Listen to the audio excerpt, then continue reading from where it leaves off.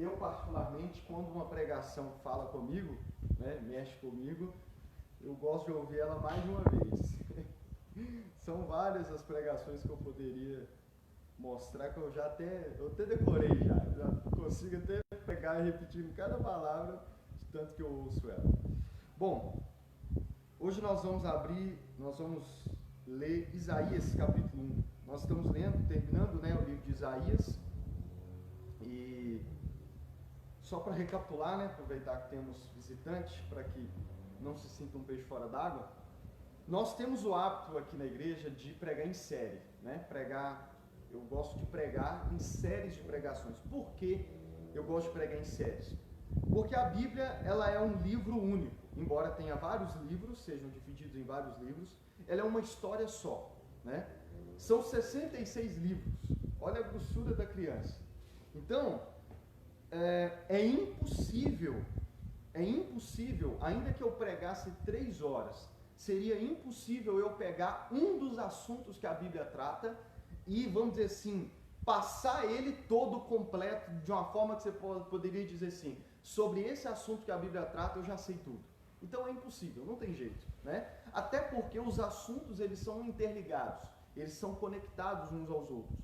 Então, por que eu gosto de pregar em série? Porque aí nós pegamos um assunto que a Bíblia trata,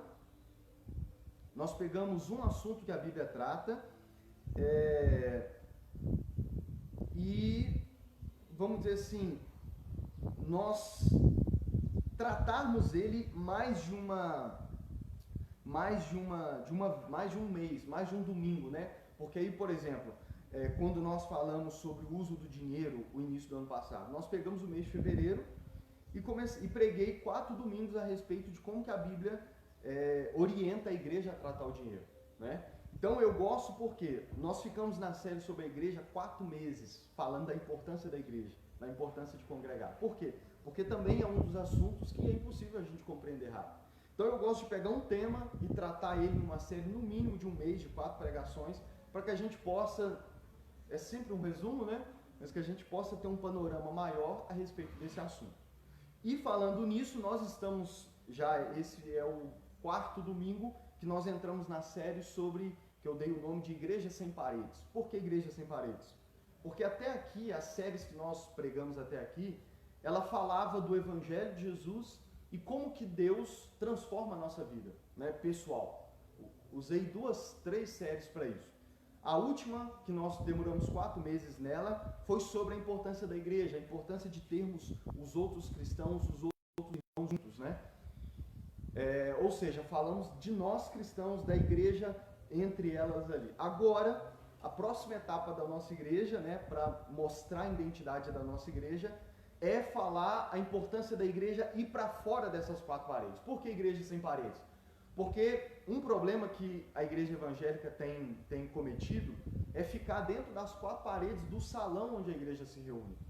E a vontade de Deus não é que a gente apenas fique aqui todo domingo se reunindo, chega e senta, alguém vem e prega, depois cada um vai para sua casa, aí fica segunda a sábado esperando o próximo culto. Não. A vontade de Deus é que nós sejamos igrejas de segunda a sábado também. Quando saímos do culto, a vontade de Deus é que continuemos sendo igreja e continuemos fazendo a vontade dele. Então essa série Igreja Sem Paredes é para mostrar a importância de nós sairmos dessas 4 paredes, de nós, após, vamos dizer assim, ter a nossa vida transformada por Deus, a gente ir para fora para poder usar aquilo que Deus fez na nossa vida para ajudar outras pessoas, né? Então essa série é exatamente para isso. E a nossa declaração de visão como igreja diz que nós queremos ser uma igreja centrada no Evangelho para servir a cidade. Então essa série também é para dizer e para ajudar a gente a entender o que nós queremos dizer com servir a cidade. O que significa servir a cidade? O que significa dizer que a nossa igreja quer servir a cidade na qual nós fazemos parte. E essa série é exatamente para isso. Bem? Então, vamos lá. O assunto de hoje, o tema da pregação de hoje é o jejum que desejo, diz o Senhor, que é uma frase de Deus aqui nesse livro de Isaías. Para começar, eu vou ler Isaías capítulo 1, eu vou ler o verso 1 e depois o verso 11 a 28. Diz assim: visão que Isaías, filho de Amós, teve a respeito de Judá e Jerusalém durante os reinados de Uzias, Jotão, Acás, Ezequias e os reis de Judá. Verso 11. Para que me oferecem tantos sacrifícios? Aqui é Deus dizendo. Para que me oferecem tantos sacrifícios? Pergunta o Senhor. Para mim chega de holocaustos de carneiros e da gordura de novilhos gordos. Não tenho prazer nenhum no sangue de novilhos e cordeiros e de bodes. Quando vocês vêm à minha presença, quem lhes pediu que pusessem os pés em meus átrios? Parem de trazer ofertas inúteis. O incenso de vocês é repugnante para mim. Luas novas, sábados e reuniões. Não consigo suportar suas assembleias, cheias de iniquidade. Suas festas da lua nova e suas festas fixas, eu as odeio. Tornaram-se um fardo para mim, mas não as suporto mais. Quando vocês estenderem as mãos em oração, esconderei de vocês os meus olhos. Mesmo que multipliquem as suas orações, não as escutarei. As suas mãos estão cheias de sangue. Lavem-se, limpem-se, removam as suas más obras para longe da minha vista. Parem de fazer o mal, aprendam a fazer o bem, busquem a justiça, acabem com a opressão, lutem pelos direitos do órfão, defendam a causa da viúva. Venham, vamos refletir juntos, diz o Senhor. Embora os seus pecados sejam vermelhos como escarlate, eles se tornarão brancos como a neve. Embora sejam rubros como púrpura, como a lã se tornarão. Se vocês estiverem dispostos a obedecer, comerão os melhores frutos dessa terra. Mas se resistirem e se rebelarem, serão devorados pela espada, pois o Senhor é quem fala. Vejam como a cidade fiel se tornou prostituta. Antes cheia de justiça e habitada pela retidão, agora está cheia de assassinos. Sua prata tornou-se escória, seu licor ficou aguado. Seus líderes são rebeldes, amigos de ladrões. Todos eles amam o suborno e andam atrás de presentes. Eles não defendem os direitos do órfão e não tomam conhecimento da causa da viúva. Por isso, o soberano, o Senhor dos exércitos, o poderoso de Israel anuncia: derramarei a minha ira sobre os meus adversários e me vingarei dos meus inimigos. Voltarei minha mão contra você, tirarei toda a sua escória e removerei todas as suas impurezas. Restaurarei os seus juízes como no passado, os seus conselheiros como no princípio. Depois disso você será chamada cidade de retidão, cidade fiel. Sião será redimida com justiça, com retidão os que se arrependerem. Mas os rebeldes e os pecadores serão destruídos, e os que abandonam o Senhor perecerão. Bom, Isaías é um dos profetas da Bíblia. Quem eram os profetas da Bíblia? Os profetas da Bíblia eram os porta-vozes de Deus. Por exemplo, havia profetas e sacerdotes no Antigo Testamento. Quem eram os sacerdotes? Os sacerdotes eram os representantes do povo diante de Deus. Então os sacerdotes ofereciam sacrifício, os sacerdotes prestavam cultos a Deus da maneira instituída no Antigo Testamento, através de sacrifícios. Os sacerdotes chegavam diante de Deus e ofereciam sacrifício a Deus, orava a Deus pelo povo. Então os sacerdotes intercediam em favor do povo diante de Deus. Os profetas eram o contrário. Os profetas representavam Deus diante do povo. Percebe a diferença? O sacerdote representa o povo. Os profetas representavam Deus diante do povo. O sacerdote falava em nome do povo com Deus. Os profetas eram aqueles que falavam com o povo em nome de Deus. Por isso que nós, quando lemos os profetas, como nós estamos lendo agora, terminamos Isaías, ou estamos terminando Isaías. Semana passada eu preguei sobre Miqueias, hoje eu vou pregar sobre Isaías. Por quê? São dois dos profetas que o Antigo Testamento tinha. E qual era a missão deles? Eles falavam em nome de Deus para o povo. Quem levava o recado de Deus para o povo eram os profetas. Por isso, quando lemos os profetas, a maioria das vezes nós lemos assim: quando eles iam falar para o povo, eles diziam assim: assim diz o Senhor. Por que o profeta começava dizendo assim diz o Senhor? Porque eles falavam em nome de Deus ao povo. Eles entregavam, eles eram os meninos de recado de Deus. Deus falava com eles e eles falavam e transmitiam o recado para o povo. Então, quando os profetas do Antigo Testamento falavam, era Deus falando com o povo. Mas é óbvio, é claro que tinha também falsos profetas, né? Não era apenas os profetas verdadeiros.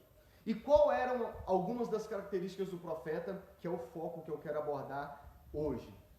É que quando nós estamos lendo e vamos continuar lendo os profetas, se você observar e ficar atento na sua leitura diária, você vai perceber que a maioria das palavras, das pregações dos profetas, eram pregações de exortação, correção e anúncio do juízo de Deus. Então, se você ler a Bíblia, os profetas do Antigo Testamento, você vai ver que a maioria das coisas que eles pregavam para o povo, pelo menos os profetas verdadeiros, eram palavras de exortação, de correção e anúncio do juízo de Deus. Você vai ver isso daqui. E, na maioria das vezes, o que eles falavam era contra o povo. Então, a mensagem dos profetas não era aquela mensagem que, sabe, deixava o povo assim, que gostoso de ouvir isso. Não era aquelas pregações que o povo chorava, sabe? E que o povo ia para casa assim, nossa, que paz. Não. A maioria das pregações dos profetas era contra o povo. Eram pregações que deixavam o povo desconfortável. Eram pregações que deixavam o povo assim, tampando os ouvidos e querendo ir embora para não ouvir. Por quê? Porque, como eu disse, a maioria das pregações era de correção e anúncio do juízo de Deus e era contra o povo de Deus. E essa já é Por que eu estou fazendo essa introdução? Porque hoje em dia, no nosso mundo hoje, muitos se dizem profetas, né? Tem muitos profetas. Então, com as redes sociais, o que está aparecendo de profeta na internet, né? Que faz live para a vida dos povos, e aí você pega e faz um pix para eles, né? É brincadeira. Então, eu já estou dando essa introdução, eu decidi começar com isso, para que você já fique atento. Porque, Lucas, existem profetas hoje em dia? Existe. Assim como os demais dons, existem profetas hoje. Porém, nem todos que se dizem profetas são profetas. E só essas características que eu te dei aqui do profeta já te ajuda a ouvir e saber, peraí, deixa eu ver se esse cara é profeta mesmo, né? Porque a maioria dos profetas hoje é o inverso. O que eles querem pregar é para você ficar tão satisfeito que se ele pedir um pix de R$500, você faz. Então, toma cuidado, né? Toma cuidado. E outra característica importante é que os profetas de Deus, tanto do Antigo Testamento quanto de hoje também, não era apenas a pregação deles que era de Deus. A vida deles era de Deus. Não era apenas a pregação do profeta que era a palavra de Deus. A vida deles também fazia parte da profecia. Não era apenas a palavra que saía da boca. A vida deles fazia parte da mensagem. Um exemplo. Em Isaías capítulo 20, Deus, olha o que diz. No ano em que o general foi enviado por Sargom, rei da Síria, no ano em que o general enviado por Sargom, rei da Síria, atacou Asdod e a conquistou, nessa mesma ocasião, o Senhor falou por meio de Isaías, filho de Amós, e disse: tire o pano de saco do corpo e as sandálias dos pés. Ele obedeceu e passou a andar nu e descalço. Disse então o Senhor: assim como o meu servo Isaías andou nu e descalço durante 3 anos, como sinal e advertência contra o Egito e contra a Etiópia, assim também o rei da Síria, para a vergonha do Egito, levará nu e descalço os prisioneiros egípcios e os exilados etíopes, jovens e velhos, com as nádegas descobertas. Então olha para você ver. Isaías era um profeta verdadeiro de Deus. Deus não apenas falou assim: Isaías, vai lá e dá esse recado. Profetiza isso e isso contra o povo. Deus disse assim para Isaías: tira sua roupa, tira a sandália do seu pé e ande nu e descalço. Para quê, Senhor? Porque quando você estiver descalço e nu, sem nada, profetizando contra esse povo, eu vou estar... Isso vai ser uma mensagem para eles. E você vai dizer: assim como eu estou há 3 anos nu e descalço, assim também Deus vai fazer com vocês. Então, por isso que eu estou dizendo, a vida do profeta fazia parte da mensagem. E a gente até acha estranho, tá? Talvez se a gente lê isso a primeira vez, a gente acha estranho. Não, como que Deus fez isso com o profeta? é porque Deus não usava apenas as palavras dos profetas, mas também a sua vida. Para o profeta Oséias, que nós ainda vamos ler, Deus diz assim para Oséias: vá, tome uma mulher adúltera e filhos da infidelidade, porque a nação é culpada do mais vergonhoso adultério por afastar-se do Senhor. Para Oséias, o profeta Oséias, Deus disse assim: vai lá, pega uma prostituta, uma mulher adúltera, e case-se com ela, e tenha filhos com ela. Aí a gente poderia dizer: não, Deus está mandando casar com a prostituta? Aí por que Deus fez isso? Porque Deus estava dizendo assim: porque assim você vai dizer para eles, assim como eu, o profeta, estou casando com essa prostituta, vocês, povo de Deus, vocês se casaram com o outro. Vocês eram para serem fiéis a mim, mas assim como o meu profeta casou com a prostituta, vocês estão se prostituindo. E por eu ter uma aliança com vocês, vocês são essa prostituta e eu sou o profeta que permanece fiel e teve que casar com a prostituta. Então percebe como que a vida do profeta fazia parte da mensagem? E esse é um outro detalhe para você reparar nos profetas de hoje. A vida desse profeta está de acordo com a pregação dele, entende? Então esses eram os profetas. Vamos voltar agora no ponto que eu abordei aqui. Olha o que o verso 1 do capítulo 1 de Isaías diz. Visão que Isaías, filho de Amós, teve a respeito de Judá e Jerusalém. Quando Deus queria falar com os profetas, em algumas vezes Deus dava uma visão para eles, uma capacidade de ver o sobrenatural, de enxergar algo. E a partir disso que eles enxergavam, eles entendiam a mensagem e anunciavam para o povo. Então, o livro de Isaías, o profeta Isaías começa dizendo que a visão que Deus deu para Isaías, que fez ele profetizar por mais de 3 anos, era uma visão a respeito de Judá e Jerusalém. Semana passada eu disse, tem a gravação, caso você queira ouvir depois, tanto Miqueias quanto Isaías, todas as profecias deles eram para o povo de Deus. Quando diz que a visão que Deus deu foi a respeito de Judá e Jerusalém, essas duas cidades, resumindo, quando fala Judá e Jerusalém, está falando do povo de Deus, que eram as capitais ali do povo de Deus, da adoração. Então, quando diz que a visão que Deus deu para Isaías era para Judá e Jerusalém, está falando, era para o povo de Deus. Então, o que Isaías vai profetizar, a maioria das coisas que ele vai profetizar, é contra o povo de Deus. O que Deus manda Isaías falar aqui no seu livro, e que ele profetizou na sua época, era a respeito do povo de Deus. Então Deus, eu disse semana passada, Deus, o que ele vai falar nos profetas não é em primeiro lugar para aqueles que não serviam a Deus. Não é para aqueles que não adoravam a Deus. Era para o seu povo, aqueles que diziam que o adoravam. E essas mensagens eram para ele, para o povo de Deus. E o que Deus manda Isaías dizer para o seu povo? Verso 11. Olha, preste atenção. Parem de me oferecer. Para que vocês me oferecem tantos sacrifícios? Pergunta o Senhor. Para mim, chega de holocaustos e carneiros, e da gordura de novilhos gordos. Não tenho nenhum prazer no sangue de novilhos, de cordeiros e de bodes. Quando vocês vêm à minha presença, quem lhes pediu que pusessem os pés nos meus átrios? Parem de trazer ofertas inúteis. O incenso de vocês é repugnante para mim. Luas novas, sábados e reuniões. Não consigo suportar suas assembleias cheias de iniquidade. Suas festas da lua nova e suas festas fixas, eu as odeio. Tornaram-se um fardo para mim, não suporto mais.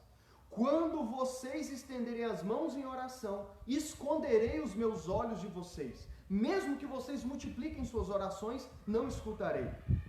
Lavem-se e, as suas mãos estão cheias de sangue. Então preste atenção, deixa eu ajudar a entender. O que Deus está dizendo aqui é para o seu povo.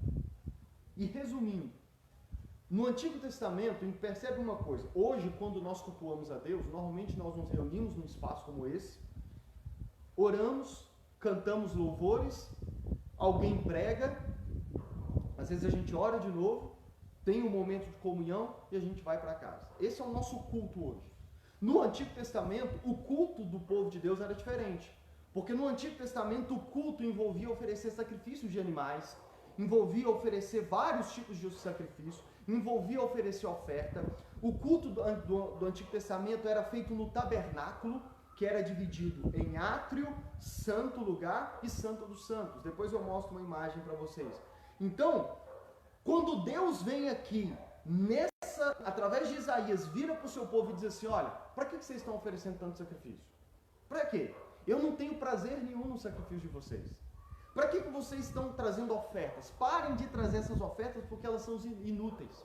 No Antigo Testamento eles acendiam um incenso, sabe incenso? Eles acendiam um incenso como adoração a Deus. Deus diz assim, o incenso que vocês estão acendendo é repugnante para mim. Eu não quero. Culto, festas, todas essas reuniões que é lua nova, sábado, tudo isso fazia parte do culto deles. Deus diz assim, olha, tudo isso eu já não consigo suportar mais. Já virou um fardo para mim. Quando vocês oram, eu não vou ouvir. Ainda que vocês multipliquem a oração, ainda que vocês, olha, nós estamos orando pouco, vamos orar mais. Deus diz, eu não vou ouvir, porque as mãos de vocês estão sujas de sangue. Em outras palavras, Deus está dizendo para o seu povo, o culto de vocês, para mim, não está fazendo diferença nenhuma. Eu estou abominando o culto de vocês. Eu não estou me agradando do culto que vocês estão apresentando para mim. Irmãos, preste atenção. Imagina Deus virar para a gente e falar assim, para de fazer esse culto no domingo, porque eu não estou suportando ele. Quando vocês vêm no culto e começam a orar, sabe assim, eu não quero ouvir, já está me enchendo, sabe assim, está um fardo para mim, é difícil para mim suportar o culto de vocês. Imagina Deus virar e falar assim, para de cantar, porque essas músicas que vocês estão falando que está cantando para mim, sabe, eu estou com a mão no ouvido, eu não quero ouvir mais.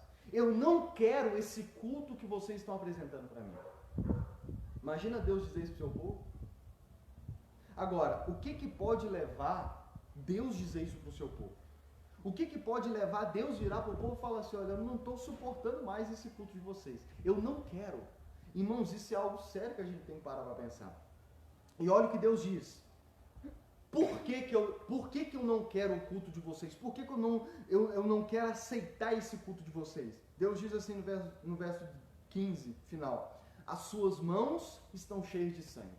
Por que eu não quero mais receber esse culto de vocês? Por que é abominável para mim? Nem a oração de vocês eu vou ouvir. Porque as mãos de vocês estão sujas de sangue. Aí ele vai explicar o que significa isso. Aí ele diz, verso 16, lavem-se, limpem-se, removam suas más obras para longe da minha vista.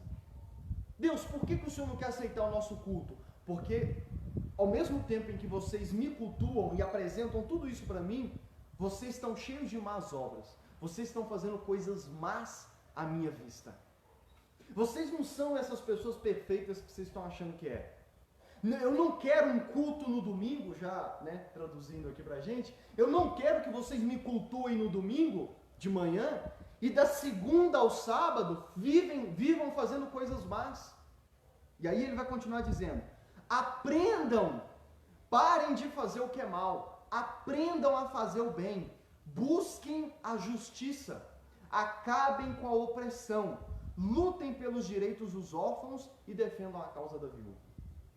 Olha o que Deus está dizendo. Por que eu não quero aceitar o culto de vocês no domingo? Porque de segunda a sábado vocês só fazem coisas más. Vocês estão cheios de maldade. Vocês não fazem o bem de segunda a sábado. Tirando a hora do culto ali, vocês não fazem o bem. Vocês estão oprimindo as pessoas. Por isso Deus diz, acabem com a opressão. Vocês não estão buscando justiça. Vocês não lutam pelos direitos dos órfãos e nem defendem a causa das viúvas. E é por isso que o culto de vocês eu não quero receber.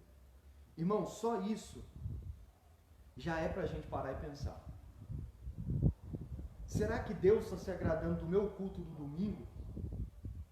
Será que Deus já não chegou a um ponto de que quando eu paro no domingo para adorar Ele está lá em cima falando, para de fazer isso? Para mim é melhor que você nem faça. Para mim é melhor que no domingo de manhã você continue na sua casa.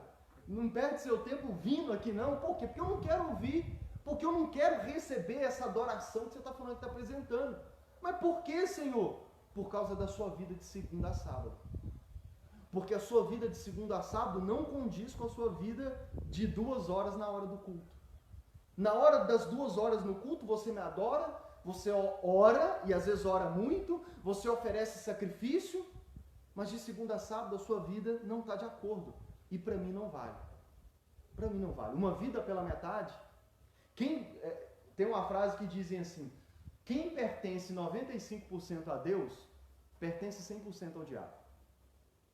Quem pertence 95% a Deus, por 100% pertence ao diabo.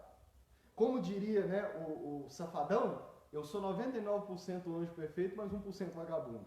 Ainda que você fosse 99% perfeito anjo, mas se você fosse 1% vagabundo, para Deus para Deus não vale, porque o é 100% é nada. Estão entendendo? E Deus está dizendo: eu não quero 2 horas de culto no domingo de vocês, eu quero uma vida inteira. Por isso que eu nem quero, se faz um favor para mim, não me ofereça esse culto de domingo de manhã, se de segunda a sábado a sua vida não está de acordo. Se de segunda a sábado você continua fazendo obras más, se de segunda a sábado você não pratica o bem, você não busca justiça, você não luta pelos direitos dos órfãos e você não defende a causa da viúva. Não precisa vir no domingo de manhã. Pesado, né? Mas é o que seria a mensagem hoje. E eu estou traduzindo aqui para que a gente entenda o profeta. Por isso que eu disse para vocês, nem todos aí que dizem ser profetas são profetas. Porque a maioria dos profetas que estão hoje por aí não falariam umas coisas dessas para o povo de Deus. Mas os verdadeiros profetas, eles falam e anunciam exatamente contra o povo de Deus. E qual que é o resultado disso? Ele vai dizer aqui no verso 21. Vejam como a cidade fiel se tornou prostituta.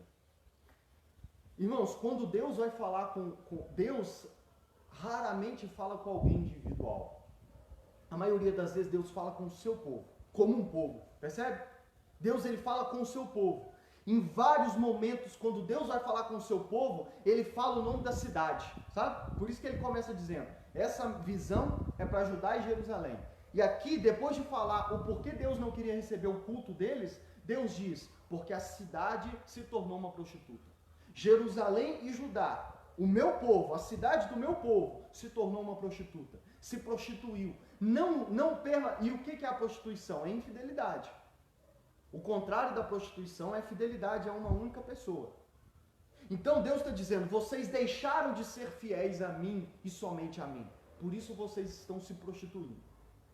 Então Deus resume dizendo: a cidade se tornou uma prostituta. Por quê? Porque o meu povo está se prostituindo. Porque o meu povo, ainda que individualmente cada um tem a sua culpa, como um todo, como uma cidade, como o meu povo, vocês são culpados. E aí ele diz, verso 21, antes cheia de justiça e habitada pela retidão, agora está cheia de assassinos.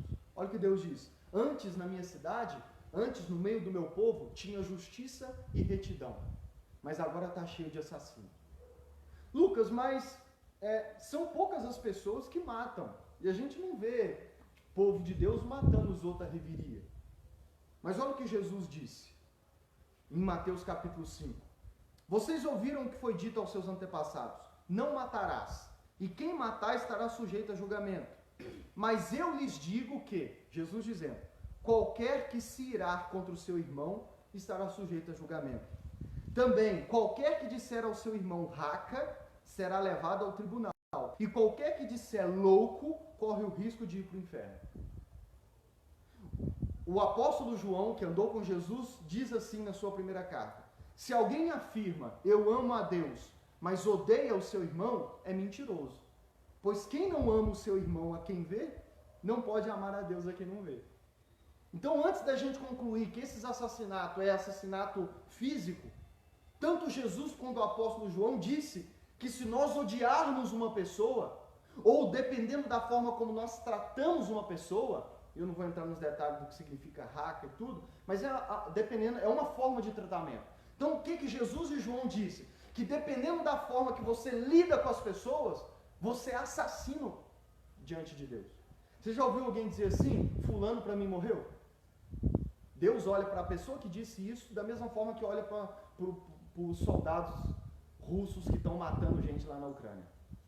Por que Deus diz? Dependendo da maneira como você se relaciona com as pessoas, para mim você é assassino.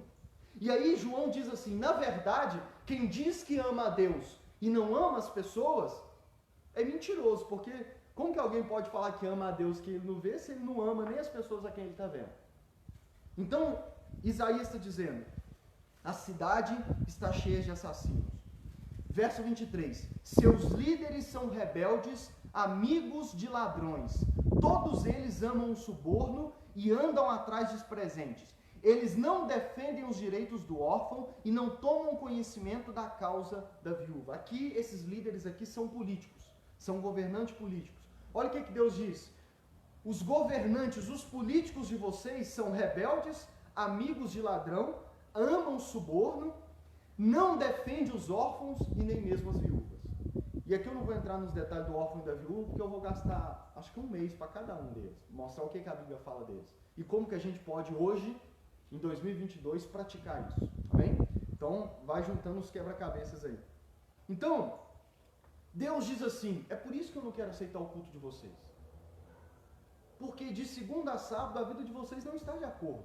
De segunda a sábado vocês estão se prostituindo, sendo infiéis a mim, não fazem o bem, só fazem o que é mal. Os políticos são rebeldes, amigos de ladrão, não faz justiça, está lá só ganhando dinheiro, não faz nada pelo povo. E no domingo de manhã, e na hora do culto, e na hora vem aqui, oferece sacrifício, faz oração, mas a vida não está de acordo. Eu não quero esse culto. Eu não quero esse culto. É por isso, irmãos, que o nosso culto não começa domingo, 8 horas da manhã. O nosso culto a Deus começa na segunda-feira de manhã, quando a gente acorda. O culto que nós prestamos a Deus no domingo de manhã, ele começa na segunda anterior de manhã.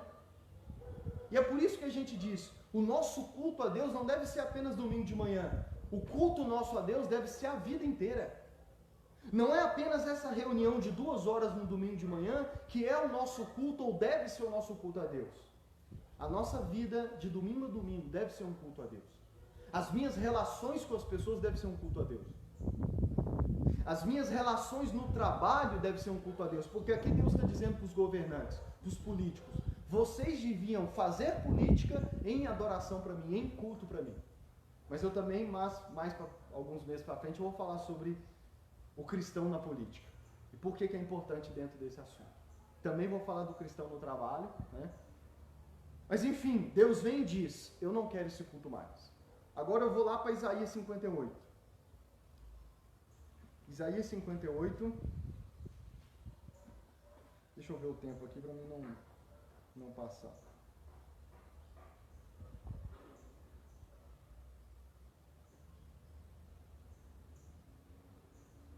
Isaías 58.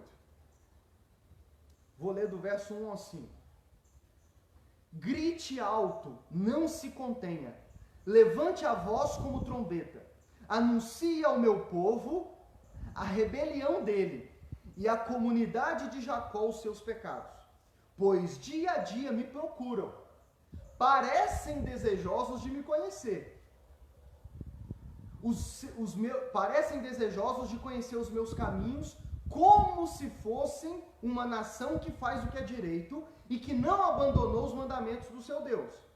Pedem-me decisões justas e parecem desejosos de que Deus se aproxime deles.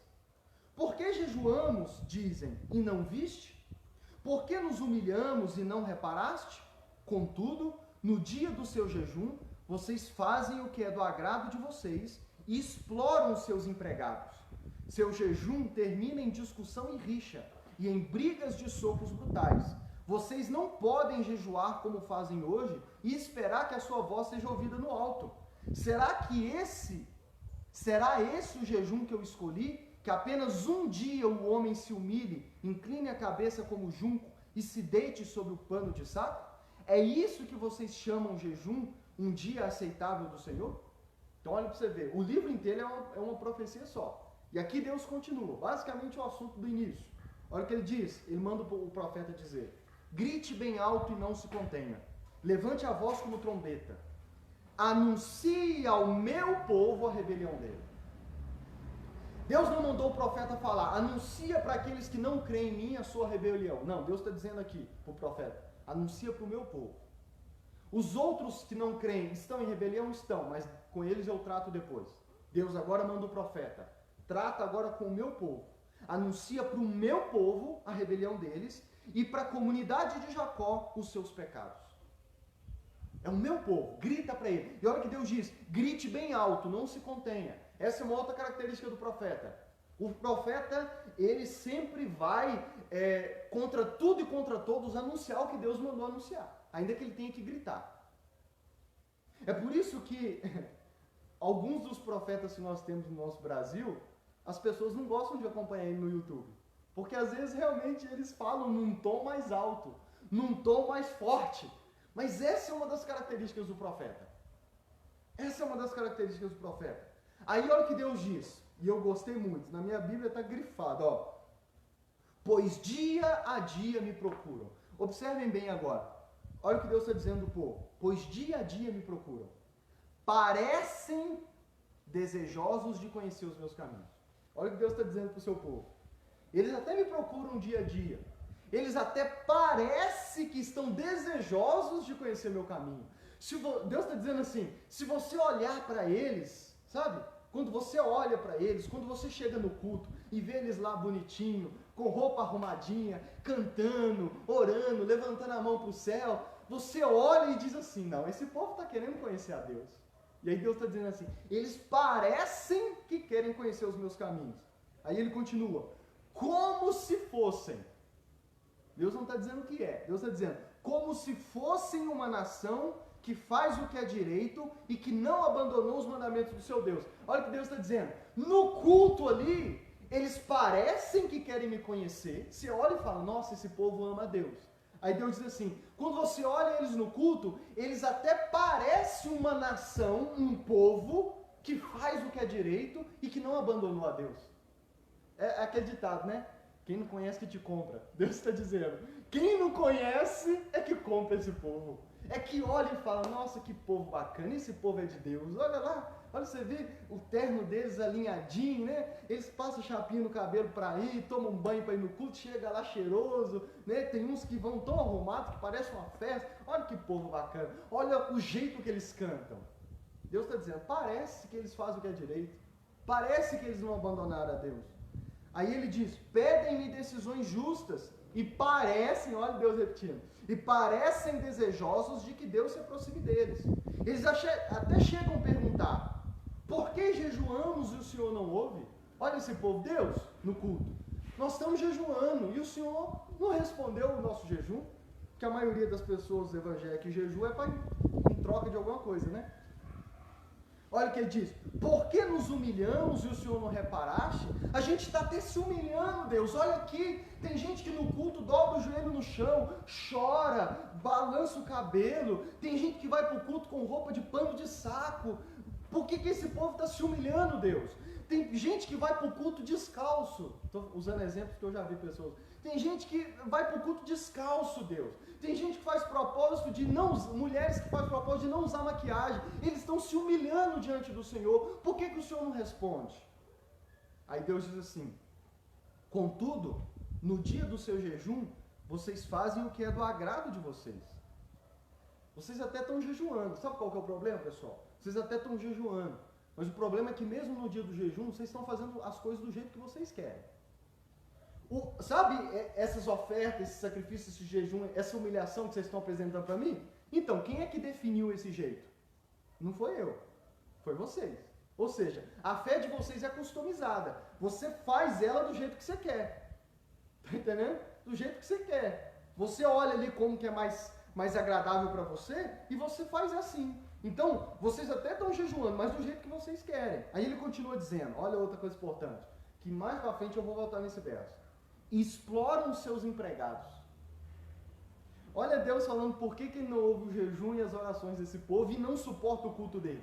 É porque Deus está dizendo, ô empresário, olha para mim, você, do meu povo, diz que crê em mim e é empresário, tem o seu negócio próprio, tem até os seus empregados. Sabe por que eu não quero ouvir o seu jejum e não respondo às suas orações? Porque de segunda a sexta você está explorando o seu empregado. Já parou para observar a maneira como você está tratando o seu empregado? Então, você está explorando o seu empregado. Então, é sério que você está dizendo que de segunda a sábado você vai explorar os seus empregados E no domingo de manhã vai chegar aqui falando, oh Deus, obrigado pela minha empresa, obrigado pelos meus empregados. É sério que você vai achar que dessa forma vai me agradar? 4. Seu jejum termina em discussão e rixa. E em brigas de socos brutais. Olha o que Deus está dizendo. Vocês até jejuam, mas quando acaba o jejum, ou então, ao mesmo tempo enquanto estão jejuando, vocês estão brigando. Vocês estão, sabe, cheios de discussão, vocês estão chegando até trocar soco com os outros. Aí Deus diz, vocês não podem jejuar como fazem hoje e esperar que a sua voz seja ouvida do alto. Não, vocês não podem continuar fazendo do jeito que vocês estão fazendo e achar que eu vou ouvir a oração de vocês. Será que esse é o jejum que eu escolhi? Que apenas um dia o homem se humilhe, incline a cabeça como junco, se deite sobre pano de saco e cinza? Em outras palavras, será que é isso mesmo que eu quero? Que você tire um dia da semana para jejuar, para orar, para me oferecer sacrifício e esqueça os outros? Usando o exemplo que eu estou fazendo aqui. É sério que você acha que o que eu quero é que no domingo você jejue e ore e vá no culto e os outros 6 dias da semana você viva do jeito que você quer viver? É sério. Aí ele diz, é isso que vocês chamam de jejum? É isso que vocês chamam de um dia aceitável do Senhor?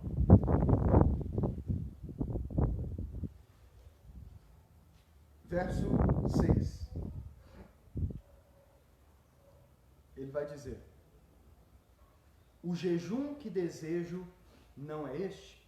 Agora no verso 6, até aqui ele tratou o povo. O verso 6 agora, e olha o detalhe, ele disse, verso 5, será que é esse o jejum que eu escolhi? Verso 5 final, é isso que vocês chamam de jejum? Então Deus está dizendo, é isso que eu defini como jejum? Isso que vocês estão fazendo é o que eu disse que é o certo? É o que eu disse que é o que me agrada? Aí ele vai a partir do verso 6 agora falar o que agrada a ele. Aí ele diz assim, o jejum que eu desejo não é esse? 2 pontos. Soltar as correntes da injustiça, desatar as cordas do jugo, pôr em liberdade os oprimidos e romper todo o jugo? Não é partilhar sua comida com o faminto, abrigar o pobre desempregado, vestir o nu que você encontrou e não se recusar a ajudar o próximo? Deus falou, esse é o jejum que vocês estão fazendo, e não é o que eu pedi. Sabe qual que é o jejum que agrada o meu coração? Por isso que o tema hoje é o jejum que desejo, diz o Senhor. Agora Deus vem e diz, sabe qual que é o jejum que eu quero? Sabe o que é jejum para mim? Deus diz, soltar as correntes da injustiça. Por quê? Porque lá no capítulo 1, e aqui atrás ele diz, vocês não buscam a justiça. Os governantes de vocês são injustos. Eles não fazem as coisas com justiça. Eles aceitam suborno. Eles não lutam pela causa dos órfãos. Eles não cuidam das viúvas. Vocês estão cheios de injustiças no meio de vocês. E injustiça aqui, lembrando da semana passada,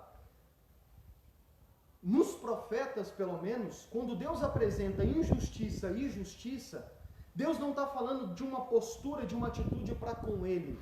Entende? Por quê? Eu disse semana passada, a maioria das vezes quando a gente vê na Bíblia falando de alguém que é justo, de alguém que é reto, e Deus fala isso, na cidade tinha justiça e retidão, agora só tem prostituição. Quando nós lemos na Bíblia justiça, retidão, injustiça, a gente acha que é uma atitude para com Deus. Por quê? Porque a nossa geração está acostumada a pegar a Bíblia e fazer da Bíblia uma mensagem para uma pessoa individual. Tudo que a Bíblia fala é para você individualmente, sabe? Você é o centro, tudo aqui é para você. Não, eu disse para vocês, Deus fala com o seu povo. E a gente está acostumado a ouvir pregações que nos dizem que Deus olha somente o nosso coração. Deus me conhece. Já viu alguém falar isso? Deus conhece meu coração. As pessoas me julgam, mas só Deus conhece o meu coração. A gente está acostumado a achar que o mundo gira ao nosso redor, que o centro de todas as coisas é a gente, sabe? Que nós somos igual o sol, estamos no centro e Deus é a terra girando ao nosso redor. Não, as coisas não são sobre a gente. Deus não olha apenas a relação com a gente, Deus se relaciona individualmente com a gente, mas ele se relaciona. E a Bíblia fala mais da relação que Deus tem com o seu povo, com a cidade. Se você ler os profetas, você vai ver que na maioria das vezes Deus não fala nem o nome de pessoas. Deus raramente fala o nome de pessoas. A maioria das vezes ele está falando para o seu povo, de modo geral. E na maioria das vezes ele nem fala assim, o meu povo, ele cita o nome da cidade. Então, Deus está dizendo assim, a gente acostumado a individualizar a relação com Deus, acha que tudo que a Bíblia fala é relacionado a eu e Deus. E aqui é o que eu quero te ajudar a entender. O que Deus mesmo está dizendo aqui é, se você fosse olhar esse povo baseado no que eles fazem para mim, esse povo teria nota 100%. Se você fosse avaliar o jeito que eles me adoram, a música que eles cantam para mim, o jejum que eles fazem para mim, o tanto que eles oram, se você fosse olhar a aparência deles e julgar pelo que eles fazem para mim, eles seriam aprovados. É o que Deus disse. Você olharia e falava, nossa, esse povo ama, esse povo quer Deus. Mas aí o que Deus está dizendo nos profetas e o que nós vamos ver nessa série, eu já adiantei semana passada, é que Deus não olha, irmãos, apenas o que nós fazemos para Ele. Deus olha também sempre o que nós fazemos uns aos outros. Sejam cristãos, sejam com os não cristãos. Deus não olha e não avalia a nossa vida apenas no nosso jejum, oração, leitura da Bíblia ou o dia que nós vamos no culto. Deus está olhando para a sua vida completa. Deus olha para nossas relações sociais. Seja as relações com a nossa família, seja a relação no nosso trabalho, seja a relação na nossa cidade, todas as áreas da vida. E quando Deus diz que o seu povo estava cometendo injustiça, o povo poderia dizer assim, Deus, mas a gente está oferecendo sacrifício, a gente está cantando, a gente está orando. Mas Deus está dizendo assim, olha, mas vocês estão oprimindo os pobres, como a gente viu lá em Miqueias semana passada. Os seus políticos são corruptos. Os seus empresários são corruptos, ficam explorando seus empregados. Então Deus está dizendo assim, olha, eu não olho apenas o que vocês fazem para mim, eu olho também o que vocês fazem uns aos outros. E não adianta você passar no teste comigo se você não passa o teste com as demais pessoas. Por isso que Jesus disse que o maior mandamento é amar a Deus. E juntamente com ele é amar o próximo como a si mesmo.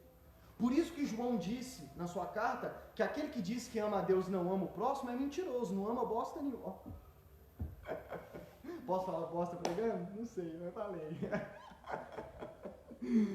Mas é uma linguagem clara. Entende? Mas é mais ou menos isso que Deus está dizendo. Não adianta. Você fica falando que me ama, que tudo isso que você faz é para mim, mas espera aí, eu estou olhando o seu ponto de segunda a sábado também. E se você não passa de segunda a sábado, ainda que você faça tudo certinho no domingo, eu não aceito, eu não quero. Não é desse jeito que eu quero. Não é desse jeito. Aí ele diz, você sabe o que agrada o meu coração? Esse jejum que você está fazendo, você só está passando fome. Porque eu não estou recebendo. Você quer jejuar de verdade? Você quer fazer minha vontade de verdade? Então vamos lá. Solte as correntes da injustiça. Observa tudo o que está acontecendo de injusto no meio de vocês e corrige isso. Corrige.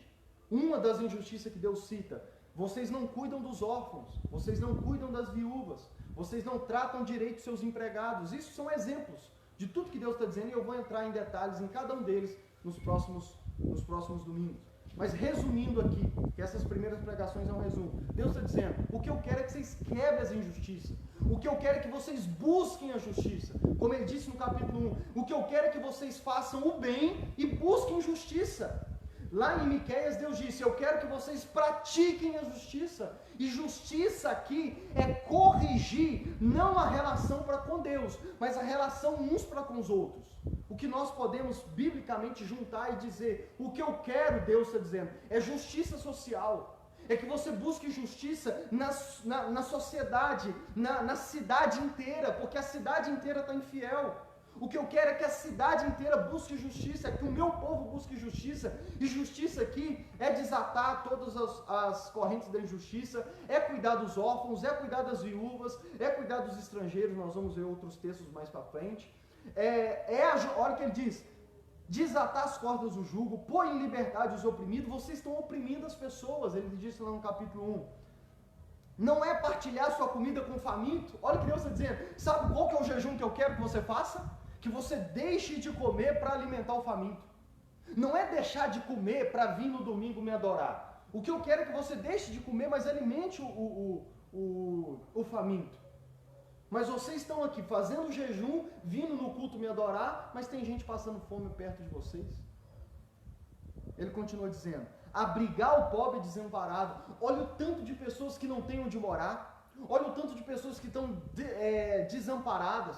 Olha o tanto de pessoas que são tão pobres que elas não têm condições de sozinha ter um mínimo ali, sabe? Aquele mínimo que é, vamos dizer assim, o mínimo que um ser humano deveria ter para viver. Eles não têm, tem pessoas... Irmãos, e aqui eu vou pregar no mínimo um mês sobre os pobres, porque a Bíblia fala sobre o pobre. Porque às vezes a gente acha, por exemplo, a gente aqui, que eu conheço, né, todos aqui, às vezes a gente acha que nós somos pobres, mas deixa eu te dizer, de acordo com a realidade do nosso país, vou falar só do nosso país, nós somos classe média, sabia? Todo aquele no Brasil que ganha um salário mínimo não é pobre. Porque pobres de verdade no Brasil não ganham nenhum salário mínimo. Pobres de verdade no Brasil, famílias com 5, 6 filhos, pai e mãe, às vezes sobrevivem só com Bolsa Família. Então nós vamos falar mais disso. Então, o que Deus está dizendo? O que eu quero é que vocês abriguem o pobre, alimente abriguem o pobre desamparado, alimente o faminto, vista o nu que você encontrou. Quantas pessoas vocês se deparam no meio do caminho de vocês que não tem nem roupa para vestir? Não recusar ajudar o próximo. Deus está dizendo, o que eu quero é que vocês não se recusem a ajudar o próximo. E eu me lembrei lendo esse texto de Lucas 10, a parábola do bom samaritano, não sei se vocês conhecem. Quando Jesus contou uma parábola, ele disse assim, um homem estava passando por uma estrada, veio ladrões e além de roubar ele, espancou ele a ponto dele cair na estrada como se fosse morto. Todos olhavam e falavam, está morto. E aí Jesus disse assim, passou um sacerdote. Quem era o sacerdote? Representava Deus, o povo diante de Deus. Os sacerdotes seriam os pastores hoje. Deus disse assim, aí Jesus disse, passou um sacerdote, quando viu o cara caído, atravessou a rua e seguiu direto. Veio o levita, que também, na verdade, os levitas seriam os pastores, que são aqueles que ficam em tempo integral, e os sacerdotes seriam obreiros, pessoas que se dedicam a interceder e a ajudar as pessoas no contexto da igreja. Em outras palavras, imagina traduzindo hoje, passa o pastor, vê o cara caído, atravessa a rua e vai embora. Depois veio o obreiro desse pastor, ou aquele que faz parte da liderança da igreja, vê o cara caído, passa e vai embora. Depois veio um bom samaritano. E por que ele cita o bom samaritano? Porque os judeus odiavam os samaritanos. Eles tinham uma rincha, eles eram inimigos. Aí Jesus disse assim, veio um samaritano, e não só socorreu aquele cara, mas levou para uma hospitaleira, para uma hospedaria, e pagou tudo que aquele lugar precisava para tratar aquele cara. E ainda disse assim, se mais alguma coisa dessa quantia você gastar, quando eu voltar, eu quito essa dívida. Jesus disse assim, quem é que agiu com misericórdia para com aquele homem? Quem é que foi o próximo daquele homem? E o que choca é que Jesus disse que o sacerdote e o levita, que eram os homens de Deus, passaram direto. E é o que Deus está dizendo aqui. O jejum que eu quero é que vocês não se recusem a ajudar o quê? O seu próximo. O que eu quero é que vocês não venham, por exemplo, no culto no domingo, passem numa estrada onde tem alguém ferido, caído, nu, e passe direto. Ah, mas eu estou indo para o culto, se eu parar aqui, eu vou chegar atrasado no culto, ou vai atrapalhar o meu culto, e Deus está dizendo, não! O culto que eu quero é esse, não é você chegar lá e ficar cantando para mim. Esse é o culto, se você parar e ajudar esse aí, esse é o culto que eu quero. Esse é o jejum que eu quero. Ah, mas eu vou faltar no culto na igreja. Que falte! Estão entendendo? Porque se você chegar e ficar fazendo as coisas que você faz lá, eu não vou receber, então vai ser em vão. Então o que eu quero é que você volte e comece a tratar, a buscar justiça. O que é buscar justiça? É corrigir tudo isso. Por isso que nós vamos ver que justiça na Bíblia, na maioria dos textos e principalmente nos profetas, é corrigir os relacionamentos sociais. É corrigir tudo que há de errado nesse mundo. Isaías 59, para resumir, verso 8 e 15, Deus diz assim, sobre o seu povo, não conhecem o caminho da paz, não há justiça nos seus caminhos. Verso 15. Não se há, olhou o Senhor e indignou-se com a falta de justiça. Isso resume tudo que nós dissemos até aqui. Deus olhou para o seu povo e disse: não tem justiça aí. Ah, Deus, mas nós estamos te adorando. Não, eu estou falando de justiça social. Justiça nas relações sociais. Tanto no emprego, na política, na sua família e tudo mais. E nós vamos ver que sempre quando Deus, nos profetas, manda o seu povo buscar justiça e praticar justiça, é isso que ele está falando. Corrijam as relações sociais. O senhor está falando da relação aqui entre os crentes, entre os cristãos? Não. É na cidade inteira. É para fora das quatro paredes, porque às vezes você pode ser um empresário cristão e não ter funcionários que são também só cristãos. Então é geral, estão entendendo? É justiça geral. Não é só entre crentes, é geral. Busque justiça. E nós também não ajudamos. Deus não manda você ajudar só quem professa a mesma fé que você. Amém? Porque o bom samaritano não professava a mesma fé que o judeu exatamente igual. E ainda assim ele ajudou. Jesus disse, esse foi o cara certo.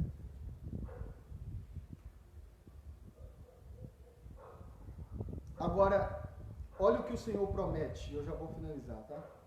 Olha o que o Senhor promete. Ele disse aqui, do verso 6 e 7, o jejum que ele quer. Aí olha o que Deus diz no verso 8. Aí sim, ou seja, se vocês fizerem isso, alimentar e tudo mais, aí sim, porque eles questionavam por que Deus não ouvia, lembra? Eles questionaram, por que a gente jejua, fala, o Senhor não faz nada. Aí Deus diz, se vocês fizerem isso, esse jejum que eu quero, aí sim a sua luz irromperá como a alvorada, e prontamente surgirá a sua cura, e a sua retidão irá adiante de você, e a glória do Senhor estará na sua retaguarda. Aí sim você clamará ao Senhor e Ele responderá. Você gritará por socorro e Ele dirá, aqui estou. Se você eliminar do seu meio o jugo opressor, o dedo acusador e a falsidade do falar, e com renúncia própria você beneficiar os famintos e satisfazer os anseios dos aflitos, então a sua luz despontará nas trevas e a sua noite será como o meio-dia. O Senhor o guiará constantemente e satisfará os seus desejos numa terra ressequida pelo sol e fortalecerá os seus ossos. Você será como um jardim bem regado, como uma fonte cujas águas nunca faltam. Seu povo reconstruirá as velhas ruínas e restaurará os alicerces antigos. Você será chamado reparador de muros, restaurador de ruas e moradias. É o Senhor quem fala. Aí Deus promete, se você fizer isso, o que me agrada, aí sim você vai ter minha resposta. E detalhe, mais do que você pensou, sua luz vai romper, a minha glória virá atrás de você, sua retidão irá à sua frente. E rápido, quando você pedir socorro, eu vou atender. Olha que promessa maravilhosa. É isso que todo mundo quer de Deus. Mas é aquele negócio, ainda hoje, assim como o povo da época de Isaías, a gente quer isso de Deus. Só que a gente quer isso cultuando a Deus só no domingo, 2 horas, no domingo de manhã. Sendo que a gente se esquece da segunda ao sábado. Agora, verso 15 e 21 do Isaías 59. Olha o que Deus diz. Não se acha a verdade em parte alguma. Não, peraí. Isso. Não se acha a verdade em parte alguma, e quem evita o mal é vítima de saque. Olhou o Senhor e indignou-se com a falta de justiça. Ele viu que não havia ninguém. Admirou-se porque ninguém intercedeu. Então o seu braço lhe trouxe livramento, e a sua justiça lhe deu apoio. Usou a justiça como couraça, pôs na cabeça o capacete da salvação, vestiu-se de vingança e envolveu-se no zelo como sua capa. Verso 20. O Redentor virá a Sião, aos que em Jacó se arrependerem dos seus pecados, declara o Senhor. Quanto a mim, esta é a minha aliança com eles, diz o Senhor. O meu espírito que está em você e as minhas palavras que pus em sua boca não se afastarão dela, nem da boca dos seus filhos e dos descendentes dele, desde agora e para sempre. Deus diz no verso 16, Deus viu que não havia ninguém. Depois de expor a injustiça do povo e dizer, é isso que eu quero, Deus olha e diz assim, mas eu não achei ninguém. Paulo, em Romanos capítulo 3, ele diz assim, como está escrito, citando o Antigo Testamento, não há nenhum justo, nenhum sequer. Não há ninguém que entenda, ninguém que busque a Deus. Todos se desviaram, tornaram-se juntamente inúteis. Não há ninguém que faça o bem, não há nenhum sequer. Essa é a doutrina da depravação total. Essa é a doutrina bíblica que diz que não há ninguém injusto. Não há ninguém que faz exatamente do jeito que Deus quer. Todos são pecadores. Todos. Crente, não crente, todos são pecadores. Todos pecaram e destituídos estão da glória de Deus. Por isso Deus diz, não há ninguém. Sabe o que isso quer dizer? Resumindo, é que quando Deus olha do céu, Ele não acha ninguém que faça as coisas do jeito que Ele quer. Ninguém. Exatamente do jeito que Ele quer. Não tem ninguém. Todos somos pecadores, todos falhamos, todos erramos em alguma coisa. Se um não falha no emprego, falha na família. Se não falha na família, falha com relação à política. E assim todos nós erramos, todos nós pecamos. Se eu não erro na relação com a minha família, com a minha esposa, meus filhos, meus pais, eu talvez erro na relação com os meus companheiros de trabalho. Todos erramos, todos falhamos. Não há um justo sequer. Por isso que diante de Deus somos todos culpados. Percebe? O povo da época de Isaías era culpado desses pecados. Mas deixa eu te dizer, nós hoje também somos. Não há ninguém que faça o bem. E detalhe, eles até tentavam, percebe? Eles tentavam através do culto, mas não resolvia, e eles falhavam e eles erravam. É por isso que no verso 15, ele diz assim, não havia ninguém. Então, o seu braço trouxe salvação e a sua justiça lhe deu apoio. E no verso 1 ele diz, verso 20, o Redentor virá de Sião. O que eu quero resumir aqui para não passar o tempo? Depois de dizer que não há um justo sequer, Paulo vai falar em Romanos capítulo 3 o seguinte, mas agora se manifestou uma justiça que provém de Deus, independente da lei do qual testemunham a lei e os profetas. Justiça de Deus mediante a fé em Jesus Cristo para com os que creem. Não há distinção, pois todos pecaram e estão destituídos da glória de Deus, sendo justificados gratuitamente por sua graça, por meio da redenção que há em Cristo Jesus. Deus o ofereceu como sacrifício para propiciação mediante a fé pelo seu sangue, demonstrando a sua justiça. Em sua tolerância havia deixado impunes os pecados anteriormente cometidos, mas no presente demonstrou a sua justiça, a fim de ser o justo e o justificador daquele que tem fé em Jesus Cristo. O que a mensagem do Evangelho diz? Que não há um justo sequer e que nós sozinhos jamais poderemos agradar a Deus. Nós sozinhos jamais poderemos agradar a Deus. Por quê? Porque somos pecadores de natureza. Lembra que eu sempre falo isso aqui, eu sempre repito. Se Deus deixar a gente sozinho, a gente só vai querer o mal. Se Deus colocar as duas pílulas do bem e do mal diante de nós, a gente só vai pegar do mal. Porque somos pecadores por natureza. Às vezes a gente se esforça para tentar fazer o bem. Você já se pegou assim? Nossa, eu estou me esforçando para fazer direito, mas eu não consigo. Quando a minha ficha cai, eu já fiz errado de novo. Já pensou isso? Somos assim. Por natureza e sozinhos, nós nunca vamos fazer o que Deus agrada. E é exatamente por isso que Ele enviou Jesus Cristo nessa terra. É exatamente por isso que Deus mandou Jesus para aquela cruz. Para que Cristo Jesus pagasse o preço pelos meus e pelos seus pecados. Para que Cristo pagasse o preço. E detalhe, Jesus morreu pelos meus e pelos seus pecados, e não apenas os pecados que nós cometemos contra Deus, mas o pecado que nós cometemos uns com os outros. Jesus não pagou o preço apenas pelos pecados que eu cometo contra Deus, de ser infiel e tudo mais. Jesus também pagou o preço pelos meus pecados de injustiça, de não alimentar os famintos. Entende onde eu quero chegar? De não ajudar o próximo. De não ajudar o pobre necessitado, o pobre e o aflito. Esses pecados sociais que nós cometemos uns contra os outros, Jesus também pagou o preço por eles. Jesus também quer estender perdão a mim e a você por esses pecados. E o que a Bíblia nos aponta é que quando nós cremos em Jesus Cristo, quando eu creio que Cristo foi para aquela cruz por mim, a Bíblia diz que a obra do novo nascimento é operada no meu coração. E a Bíblia diz que Jesus opera, o Espírito Santo opera o milagre do novo nascimento. E aí é que entra o fato de que nós nos tornamos uma nova pessoa. Nós nos tornamos uma nova criatura. E essa nova pessoa, essa nova criatura, justificado por Deus, perdoado dos seus pecados, o Espírito de Deus começa a operar em mim e começa a mudar quem eu sou de dentro para fora. E por que eu estou dizendo e terminando com isso? Porque quando eu creio no Evangelho de Jesus Cristo, eu não apenas agora mudo o meu relacionamento com Deus, porque enquanto pecador, Deus não me ouve, eu não posso me relacionar com Deus sendo pecador, mas a partir do momento em que eu creio em Jesus Cristo, eu creio nele como Senhor e Salvador, e essa obra do milagre do novo nascimento é operada na minha vida, eu então tenho acesso a Deus.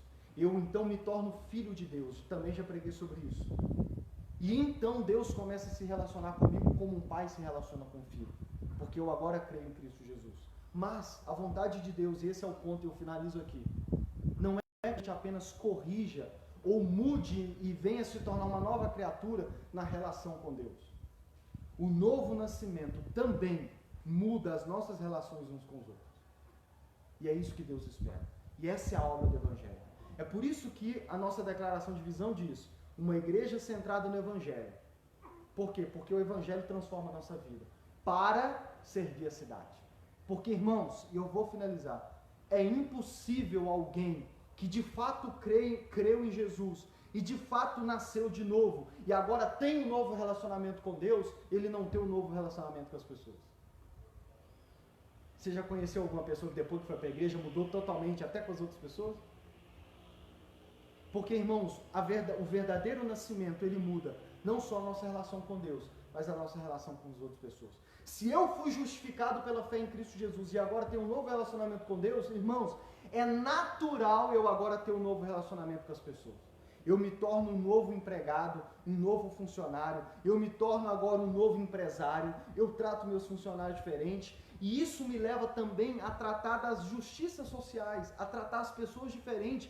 E o que Deus espera é que aqueles que têm um novo relacionamento com eles sejam os primeiros. Deus quer que o seu povo, nascido de novo, sejam os primeiros a lutar por justiça social no mundo, para que as coisas do mundo sejam corrigidas, motivadas pelo novo relacionamento com Deus. Porque como João diz, se você diz amar a Deus e odeia as pessoas, você não ama a Deus. Mas se de fato eu nasci de novo por crer em Jesus e eu agora de fato amo a Deus, eu vou amar as pessoas. Por isso que Jesus disse, ame a Deus e o teu próximo como ti mesmo. Para concluir, o que isso tem a ver com a gente? Primeiro, não se engane com as aparências. Nem tudo que parece ser de Deus é. Acho que depois dessa pregação já fica claro. Ah, mas ele vai na igreja. Ah, mas ele veste terno. Ah, mas ele ora alto, ora muito. Se deixar, ora 1 hora. Ah, mas ele lê a Bíblia. Ah, mas ele usa o cabelo de lado. Estão entendendo? Nem tudo que parece é. Ah, mas ele vai na igreja tem 10 anos. Estão entendendo? Nem tudo que parece é. Não se deixe levar pelas falsas aparências. E nem mesmo, não só de pessoas cristãos comuns, mas de profetas. Nem todo aquele que diz ser profeta é profeta. Por isso que você pode ouvir qualquer pessoa, mas já não vai se entregando porque ela falou.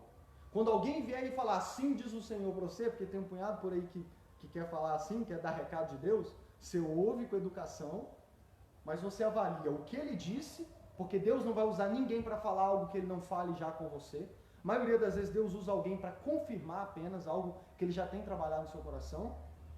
E segundo, olhe a vida da pessoa, avalie a vida da pessoa, porque como eu disse, todo aquele que de fato é profeta, a sua vida também faz parte da profecia. Número 2, reconheça e confesse e se arrependa das suas injustiças pessoais. Que nessa semana você possa pensar, se você, na sua vida, você tem cometido injustiças. E aqui você lembra as várias que eu já incluí aqui. E a sua falta de justiça, será que em alguma área da sua vida você não tem sido justo? E justo aqui é o quê? É tratar de forma correta os relacionamentos da vida. Então, medite nessa semana, se for preciso, confesse diante de Deus, entra para o seu quarto, confessa diante de Deus, se arrependa e corrija de segunda a sábado as suas relações. Tanto as injustiças quanto buscando justiça. Amém? Terceiro, mesmo que você não seja o causador das injustiças no mundo, agora falando do mundo, ainda assim Deus ordena que você desate as amarras da injustiça e busque por justiça. E esse é o ponto que nós vamos bater. Lucas, mas eu não sou responsável pelas pessoas passar fome, eu não sou responsável pelos órfãos, eu não sou responsável pela corrupção na política. Ainda que você, pessoalmente, não seja o causador das injustiças, Deus espera que o seu povo, e Deus espera que se de fato você crê nele, você não, eu não sou o causador, mas Deus quer que você seja a solução. Eu não causo injustiça, mas Deus quer que seja você aquele que vai lutar para que aquela injustiça acabe e para que justiça seja feita no mundo. E é isso que nós vamos buscar como igreja, e essa série é para isso. Para que a gente se levante como igreja, porque servir a cidade vai significar lutar pelas injustiças e lutar a favor da justiça. Quarto, a maior parte da igreja tem ficado calada perante as injustiças do mundo e a falta de justiça na sociedade. É o pecado da omissão. Tiago diz, aquele que sabe fazer o bem não faz, comete pecado. Por que essa série é importante para nós como igreja? Porque nós não queremos fazer parte da maioria das igrejas que fica calado diante das injustiças do mundo.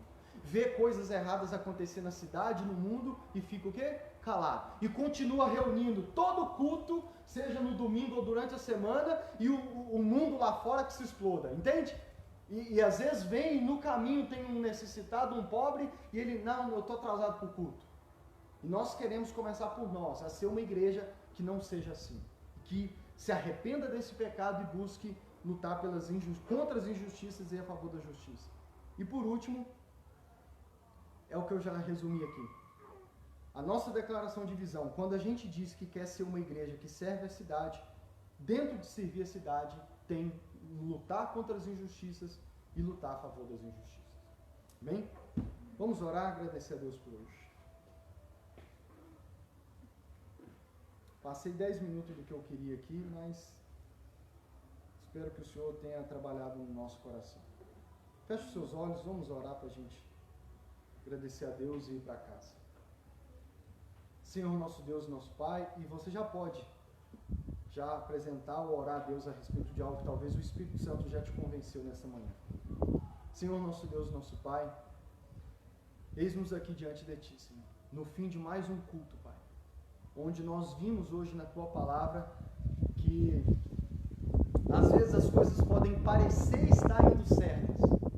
Às vezes, aparentemente, a gente possa estar fazendo tudo certinho, porque nos reunimos todo domingo de manhã por um período de 2 horas, cultuamos ao Senhor, cantamos, oramos, ouvimos uma pregação, trazemos uma Bíblia, lemos a Bíblia durante a semana, mas nós vimos na Tua Palavra hoje que nem tudo que parece é, e que às vezes o Teu próprio povo, mesmo nós dizendo sermos povo do Senhor, podemos estar errados, podemos estar em pecado e em pecado feio, podemos estar na aparência tudo certo, mas no interior está tudo errado.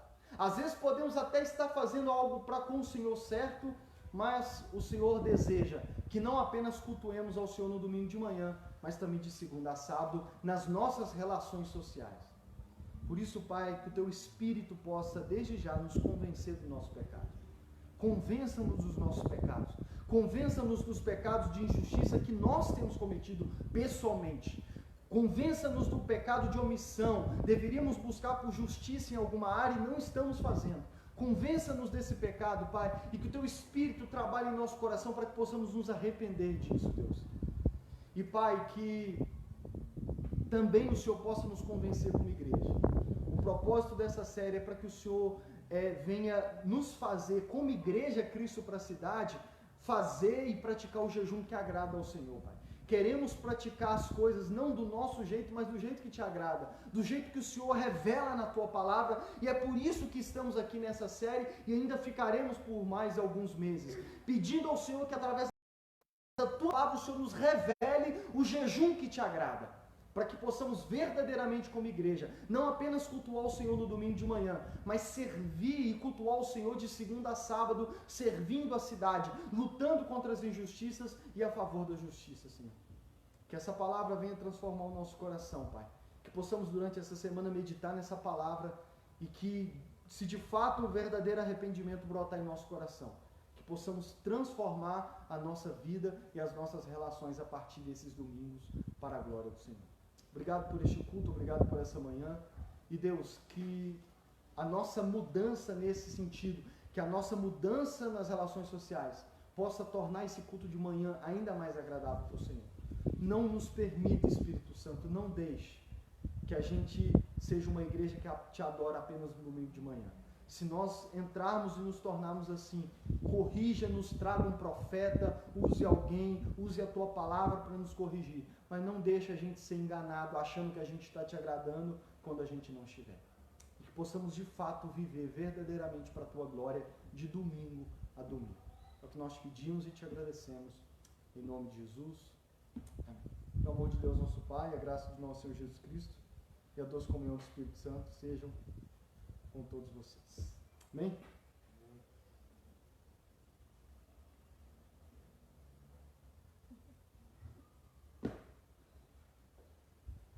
Acordou no final, né?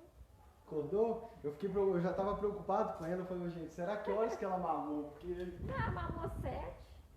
Aí 10 horas, 10 e pouquinho, eu dou ela também. Pois é, eu falei, gente, nossa Deus. Mas ela agora tá muito quietinha. Ela, quando ela veio esse primeiro dia, por causa do hospital, muita zoeira, muito neném chorando. Igual ficava no bercinho lá, e quando ele começava a crescer, ficava assim, em cima dela. Aí, quando eu ainda via, aí tipo assim, aí eu ia tirar, mas às vezes eu ia tomar banho, almoçar, alguma coisa assim.